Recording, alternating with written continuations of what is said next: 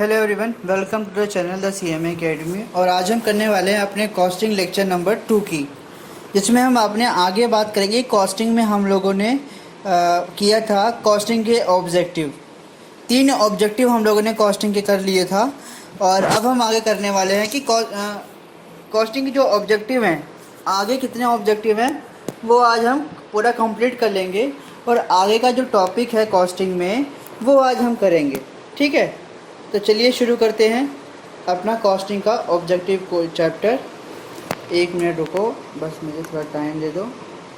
हाँ चलो, यहाँ पढ़ रहे थे ना हम लोग कि what are the objective of cost accounting. देखो लिखा हुआ है ना क्वेश्चन नंबर 2 में, what are the objective of cost accounting. अच्छा, एक और बात बोलनी थी, जिन्होंने ये PDF अभी तक नहीं लिया है वो PDF जाके टेलीग्राम चैनल पे ले सकते हैं। लिंक मैं अपना डिस्क्रिप्शन में दे दूँगा, आप वहाँ से जाके अपना ये PDF ले सकते हो। तो चलो, what are the objective of cost accounting. तो 3 ऑब्जेक्टिव कर लिया था, लेकिन मैं दोबारा एक बार पढ़ा देता हूँ कि ऑब्जेक्टिव क्या क्या है हमारा कॉस्ट अकाउंटिंग में, ठीक है। तो पहला बोलता है कि हमारा कॉस्ट और प्रोडक्शन का ऑब्जेक्टिव है। दूसरा बोलता है डिटरमाइनिंग द सेलिंग प्राइस, मतलब ये पूछना चाहता है कि भैया जो हम कॉस्टिंग कर रहे हैं, जो हम कॉस्ट अकाउंटिंग कर रहे हैं, उसका ऑब्जेक्टिव क्या है। उसका ऑब्जेक्टिव है कि कॉस्ट और प्रोडक्शन निकालना है। जितना भी हम प्रोडक्शन करेंगे किसी भी प्रोडक्ट का या किसी प्रोसेस का, उसका कितना कॉस्ट लगेगा। दूसरा कि जो हमारी प्रोडक्ट है, जो हम प्रोडक्ट बनाएंगे और जो उसको हम सेल करेंगे, ठीक है, उसकी सेलिंग प्राइस क्या रहेगी, उसको डिटरमाइन करने का है। तीसरा, इट इंडिकेट कि मैनेजमेंट एंड एफिशिएंसी, इनएफिशिएंसी न रहे, मैनेजमेंट में एफिशिएंसी रहे, ठीक है। इसका मतलब ये है कि जो भी ज़्यादा हम मशीनरी लगाएंगे, जितनी भी हम इक्विपमेंट उस प्रोडक्ट को बनाने में लगाएंगे, जितना टाइम और एक्सपेंसेस करेंगे, ठीक है, उसका इनएफिशिएंसी ना हो, एफिशिएंसी हो उसका, ठीक है। समझ में आ गई यहाँ तक। कॉस्ट ऑफ कंपैरिजन कर सकें, इसका ऑब्जेक्टिव ये है। प्रेजेंट कंपैरेटिव कॉस्ट डाटा कर सकें। प्रेजेंट कंपैरेटिव कॉस्ट डाटा क्या होता है, present comparative cost data, 1 minute इसको जरा हटा दूं मैं, एक्चुअली क्या है थोड़ा सा, ठीक है। प्रेजेंट कंपैरेटिव कॉस्ट डाटा, इसका मतलब क्या बोलता है, for different period and various volume of output and provide a guidance in the development of business.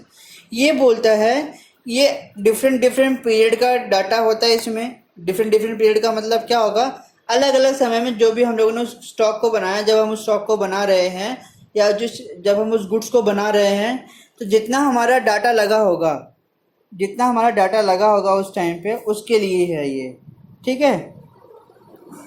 समझ में आ गया यहाँ तक, ठीक है, यहाँ तक समझ में आ गया होगा। उसके बाद यहाँ बताता है जो भी हमारा कंपैरेटिव कॉस्ट डाटा रहेगा, जो भी हमारा कंपैरेटिव कॉस्ट डाटा रहेगा, उससे हमें ये हेल्प हो जाएगी कि हमारा बिजनेस जो डेवलप करेगा, डेवलपमेंट में वो हमारा हेल्प कर देगा। जो डाटा रहेगा वो गाइडेंस करेगा डेवलपमेंट में कि हमारा बिजनेस कैसे डेवलप होना है, ठीक है। फिफ्थ में ये बोलता है, सिक्स्थ में बोलता है टू सर्टेन प्रॉफिटेबिलिटी। यहाँ बोला क्या है कि हम असर्टेन कर सके कि हमारी प्रॉफिटेबिलिटी कितनी है ईच प्रोडक्ट पे, ईच प्रोडक्ट पे हमारी प्रॉफिटेबिलिटी कितनी है वो यहाँ पे हम जान सके। And advise the management to how these profit can be maximized. मान लो हमारे पास अभी सिर्फ 10 रुपये प्रॉफिट आया, ठीक है, 10 रुपये प्रॉफिट आ गया, ठीक। अब बोल रहा है कि एक साल में 10 रुपये प्रॉफिट आया, तो पूछ रहा है आने वाले टाइम में हमारा कितना प्रॉफिट होगा, इसको कैसे हम मैक्सिमाइज़ करेंगे, ठीक है, इसको कैसे हम मैक्सिमाइज़ करेंगे ये बता दो मुझे। तो ये बोलता है एसर्टेन प्रॉफिटेबिलिटी का मतलब, ठीक है। फिर बोलता है to guide management in the formulation and implementation of incentive bonus plan. तो यहाँ पे ये भी गाइड करता है, कौन गाइड करता है, कॉस्टिंग, कॉस्ट अकाउंटिंग बताता है कि हम अपने जो मैनेजमेंट है उसको कैसे गाइड कर सकें कि जो फॉर्मुलेशन हो, इम्प्लीमेंटेशन हो, किसका, इंसेंटिव बोनस प्लान का मतलब बोनस प्लान हम किस लिए देते हैं, ताकि हमारा जो एम्प्लॉय है वो अच्छा काम कर सके। आप किसी को बोनस दोगे तो क्यों दोगे, क्योंकि आप उससे अच्छा काम करवाना चाहते हो, इसलिए आप वो बोनस दोगे। ठीक है, तो वो यही बोल रहा है। और अगर हम बोनस अच्छा देंगे तो जो हमारा एम्प्लॉय है वो भी खुश होगा और वो बोलेगा भैया जब हमें कंपनी में अच्छा बोनस मिल रहा है तो हम क्यों आगे कहीं जाएं, और जब बोनस अगर अच्छा मिल रहा है तो हम क्यों अपनी जॉब छोड़ें।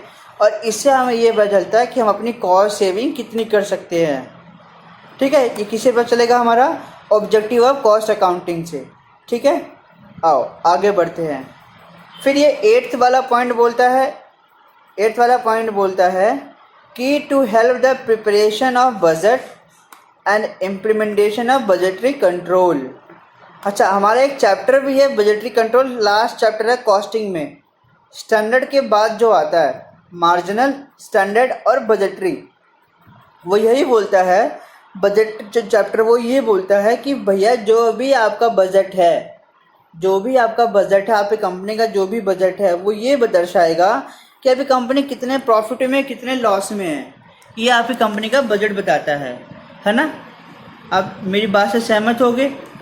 तो ये बताता है कि कॉस्टिंग बताता है कि आप अपने बजट को कैसे प्रिपेयर करोगे और उसे कैसे इम्प्लीमेंट में लाओगे। ठीक है, ये हमारा बजट बोलता है। 9th वाला पॉइंट बोलता है to organize cost reduction program. अच्छा, इसका मतलब क्या होता है? कॉस्ट रिडक्शन प्रोग्राम का मतलब क्या है? कॉस्ट रिडक्शन प्रोग्राम का मतलब है कि जहाँ हम ज़्यादा पैसे खर्च कर रहे हैं, जहाँ हमारी कॉस्ट ज़्यादा लग रही है, उसको रिड्यूस करने का है। उसे क्या करेंगे उसको हम रिड्यूस करेंगे ताकि जो हमारी कॉस्ट है वो कम से कम लगे। ठीक, तो हम लोगों ने अपना कॉस्टिंग का जो ऑब्जेक्टिव है उसको पढ़ लिया पूरा। अब हम आते हैं अपना एडवांटेजेस के ऊपर। ये 6 एडवांटेजेस हैं, उसके बाद हम अपना मेथड ऑफ कॉस्टिंग पे आएंगे। ठीक है, ओके। अब आते हैं हम अपना कि हमारा एडवांटेज, इम्पोर्टेंस और सिग्निफिकेंस ऑफ कॉस्टिंग क्या है। इन तीनों का एक में लिख दिया गया है, कोई दिक्कत नहीं है, कोई कुछ नहीं बोलेगा आपको। ठीक है, एक बार मैं ज़रा चेंज कर लूँ कलर। ठीक है, कलर मैं ये ग्रीन वाला रख लेता हूँ। ठीक है, आओ। यहाँ बोल रहा है कि पहला disclose profitability and unprofitable activities. समझ में आया ये वाला पॉइंट? पहले हमें ना जो बुलेट पॉइंट लिखा है वो समझ में आना चाहिए कि क्या डिस्क्लोज करना है, क्या बताना है हमें। जो हमारे प्रॉफिटेबल है, मतलब जो हमारे प्रॉफिटेबल वाला एरिया है और जो हमारा अनप्रॉफिटेबल वाला एरिया या एक्टिविटीज़ है, उनको हमें यहाँ पे बताना है ताकि ये पता चल जाए कि हमारा प्रॉफिटेबल कौन सा है और अनप्रॉफिटेबल वाला कौन सा है, मतलब लॉस वाला एरिया या लॉस वाली एक्टिविटी कौन सी है। यहाँ पे बोला गया है कि cost accounting disclose the profitable and unprofitable activities and on the basis of step can be taken eliminate और reduce those activities from the which little और नो बेनिफिट ऑब्टेन्ड। यहाँ बोला गया है कि जो भी हम बेसिस ऑफ स्टेप लेंगे, किसके लिए? ताकि जो हमारा नॉन प्रॉफिटेबल वाली जो एक्टिविटी हम करते हैं, मतलब जो हमारे काम का ही नहीं है, ठीक है, उसको हम रिड्यूस कर सकें, उससे जो हमारी कॉस्ट है वो रिड्यूस हो सके। अच्छा, आप एक कपड़े की फैक्ट्री में हो, ठीक है, उसमें आप नॉन प्रॉफिटेबल वाला जो काम है वो कौन कौन सा है? जो नॉन प्रॉफिटेबल वाला काम है ज़रा मेरे कमेंट बॉक्स में वो बता दीजिए। ठीक है, ज़रा मुझे भी समझ में आ गया कि आप जो पहली लाइन है, जो पहला पॉइंट है वो समझ में आ गया कि नहीं आया। आपके पास एक कपड़े की फैक्ट्री है, उसमें जो लेबर है या जो सुपरवाइज़र है या जो मैनेजर है वो नॉन प्रॉफिटेबल वाला काम कौन कौन सा करता है वो ज़रा मुझे बता दीजिए। ठीक है, जितने भी लोग ये वीडियो देख रहे हैं प्लीज़ गुजारिश है कि आप कमेंट में इसके बारे में बताइए। ठीक है, ओके। अब हम आगे आते हैं, सेकेंड वाला पॉइंट बोलता है कि मेजर एफिशिएंसी क्या होती है, मेजरिंग ऑफ एफिशिएंसी क्या होती है, ये हमें जानना है। ठीक है, आओ मेजरिंग ऑफ एफिशिएंसी के बारे में जानते हैं। It enable a concern to, it enable क्या बोलता है? It enable a concern to measure efficiency. यहाँ पे क्या करना है, हमें मेजर करना है एफिशिएंसी की, जो हमारा लेबर है या एम्प्लॉय है, ठीक है, उसकी एफिशिएंसी कितनी है वो काम करने की, ठीक, ये हमें जानना है। And then to maintain and improve it. अच्छा, मान लो किसी की एफिशिएंसी ये है कि भैया वो काम ना सिर्फ 2 घंटे 4 घंटे कर सकता है, ठीक है, उससे ज़्यादा वो काम ही नहीं कर सकता, उसकी हालत ही नहीं 2-4 घंटे करने की। जैसे हमारा है कि हम 2 घंटा 3 घंटा पढ़ेंगे, उसके बाद हमारा मन नहीं करता, चलो फ़ोन देख लेते हैं, व्हाट्सएप चला लेते हैं, टेलीग्राम चला लेते हैं, इंस्टाग्राम चलाते हैं, फेसबुक चला लेते हैं, यूट्यूब चला लेते हैं, ये सब हम चला लेते हैं, ठीक है। इससे क्या रहेगा कि थोड़ा हमारा मनोरंजन हो जाएगा, टाइम पास हो जाएगा, क्योंकि हमारा कभी कभी पढ़ने का मूड भी नहीं होता है ना। ये होता है कि नहीं होता? नहीं होता मुझे बता देना, ठीक है। तो यहाँ पे बोल रहा है कि जो मेजर एफिशिएंसी है उसको मेंटेन करना है, then maintain and improve it, उसको हमें बढ़ाना भी है, इम्प्रूव करना है, ग्रो करना है। This is done with the help of valuable data made available for the purpose of comparison. Okay, अच्छा ये कैसे होगा?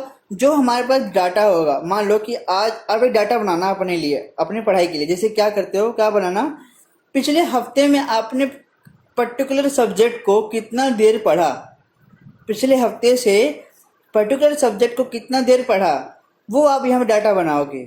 अच्छा, अगर आप चाहते हो कि मुझे अपने जो स्टडी की पढ़ने की जो टाइमिंग है उसे इंक्रीज करना है, उसके लिए कुछ स्टेप्स बताने हैं, तो मुझे बता देना, मैं आपको वो स्टेप्स बता दूंगा, ठीक है, कोई प्रॉब्लम नहीं है स्टेप बताने का। 3 मिनट की वीडियो बनेगी, वो 3 मिनट की वीडियो में मैं आपकी पूरी स्टेप बता दूंगा कि आप अपना टाइमिंग ऑफ स्टडी कैसे इंक्रीज कर सकते हो डे बाय डे, ठीक है। बहुत इजी स्टेप है, आप आराम से फॉलो कर सकते हो, ठीक। तो ये बोल रहा है कि मेजर एफिशिएंसी क्या है कि जो भी हमारा काम करने की क्षमता है वो हम कैसे करें, या हमारा जो बजट बनाने की क्षमता है वो कैसे इंक्रीज करें। जो हमारे पास वैल्यूएबल डाटा रहेगा, वैल्यूएबल जो डाटा रहेगा उसकी हेल्प से हम यहाँ पे उसको, अपना जो डाटा रहेगा उसी के हेल्प से हम अपना कंपैरिजन कर सकते हैं कि हम कितना इम्प्रूव करेंगे कि नहीं कर पाएंगे, ठीक है। आओ, मेकिंग एस्टिमेट्स। अच्छा, यहाँ पे क्या करना है, एस्टिमेट भी हमें यहाँ पे बनाना है। कैसे एस्टिमेट बनाएंगे, आओ। Cost accounting provide information upon which estimate and tenders are based. In case of big contracts और जॉब और quotation cannot be given unless the cost of completing the contract can be founded। जो contract रहेगा वो found के लिए जाएगा, ठीक है। जो कॉस्ट कंप्लीटिंग रहेंगी कॉन्ट्रैक्ट वो कैन बी फाउंडेड रहेंगी, ठीक है। आगे आते हैं, guides in the future production policy. Guides in the future production of policy, it explain the cost incurred and profit made. It क्या इंडिकेट करता है, it explain the cost incurred and profit made in a various line of business and process, and thereby provide data on the basis on which production can be appropriate planned। कुछ समझ में आया यहाँ तक? मेरे ख्याल से नहीं आया होगा। ये बोल रहा है जो भी हम एक्सपेंसेस इंकर्ड कर रहे हैं, किसके लिए, प्रॉफिट बनाने के लिए। प्रॉफिट बनाने के लिए हम कोई भी एक्सपेंसेस कर रहे हैं, ठीक है, कोई सी भी लाइन में कर रहे हैं। जैसे यहाँ हमने कॉस्ट इंकर्ड किया, प्रॉफिट मेड हुआ, प्रॉफिट बना, कहाँ कहाँ से बना, वेरियस लाइन से बना, अलग अलग जगहों से आया। किससे आया, बिजनेस से आया, प्रोसेस से आया। And thereby provided data on the basis of which, किस बेसिस पे डाटा प्रोवाइड हुआ, प्रोडक्शन बेसिस पे, कैन बी एप्रोप्रिएट प्लान्ड। जो हमने पहले से प्लान किया है उस पर जो कॉस्ट लगा है, उससे जो प्रॉफिट आया है, कहाँ से आया वो प्रॉफिट, जो बिजनेस और प्रोसेस से आया है, ठीक है, उसको बोलेंगे यहाँ पे हम फ्यूचर प्रोडक्शन पॉलिसी, ठीक है। समझ में आ गया? ओके, लास्ट 2 पॉइंट बोल रहा है, हेल्प इन इंक्रीजिंग प्रॉफिट। किससे, एडवांटेज बोल रहा है कॉस्ट अकाउंटिंग। ऊपर जो पढ़ा था हमने वो ऑब्जेक्टिव पढ़ा था, अब जो यहाँ पढ़ रहे हैं वो एडवांटेजेस ऑफ कॉस्ट अकाउंटिंग है। तो एडवांटेजेस ऑफ कॉस्ट अकाउंटिंग बोलता है कि हमें अपने प्रॉफिट इंक्रीज करने के लिए क्या करना पड़ेगा। आपके वे में क्या बोलना पड़ेगा जो हमारा वेस्टेज ऑफ कॉस्ट हो रहा है, जहाँ हमारा कॉस्ट फालतू में लग रहा है, जहाँ ज़रूरत ही नहीं है पैसा लगाने का, वहाँ मत लगाओ। वहाँ न लगा के आप अपना प्रॉफिट इंक्रीज कर सकते हो। आपकी इनकम कम खर्च होगी तो प्रॉफिट, मतलब आपका एक्सपेंसेस कम खर्च होगा तो आपका प्रॉफिट ज़्यादा आ जाएगा। ठीक है, यहाँ बोल रहा है it help to increasing a profit by disclosing the source of loss और waste by the suggesting such control so that wastage, leakage and inefficiency of all department may be detected and prevented। ठीक है, ये होता है help in cost in comparison. Cost comparison करने में ये help करेगा। ठीक है, कैसे हेल्प करेगा? Cost accounting furnish reliable data for comparing cost in different period for different volume of output in different department and process and in a different establishment. This help in a maintaining cost and lowest point consistent with the most and efficient। ये होते हैं हमारे an operating condition. तो जो भी हम अपना operate करेंगे, जो भी हमारा ऑपरेटिंग कंडीशन रहेगा, वो यहाँ पे बताता है कि हमें कैसे अपना कॉस्ट कंपैरिजन करना है between previous cost and present cost से। यहाँ पे हम कंपैरिजन करेंगे जितना हमारा प्रॉफिट और लॉस हुआ है। ठीक है, तो ये हमें बताता है कौन? कॉस्ट कंपैरिजन करके बताता है। ठीक है, ओके, तो आज के लिए इतना ही। नेक्स्ट क्लास में हम अपना पढ़ेंगे method of costing. Thank you. Hello everyone, welcome to the channel the CMA academy. और आज हम करने वाले हैं अपने कॉस्टिंग